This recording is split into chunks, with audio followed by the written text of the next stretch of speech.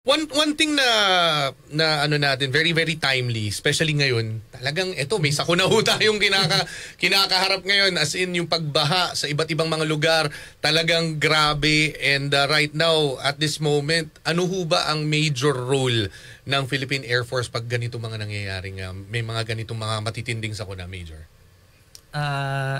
So sa Philippine Air Force po, so as a force provider okay, ng Armed Forces of the Philippines. So sa tulong po ng ating mga eroplano, kagamitan, tapos ang ating mga personnel at lalo na po ang ating mga reservister. So hindi po natin minsan napapansin. So talagang malaking tulong po talaga yung ating mga Air Force reservists.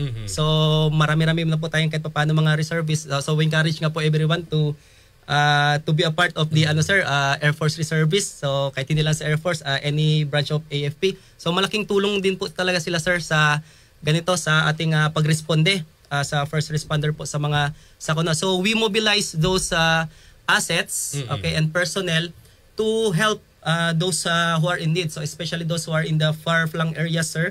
Lalo sa mga kabundukan, yung pagtutula sa mga isla.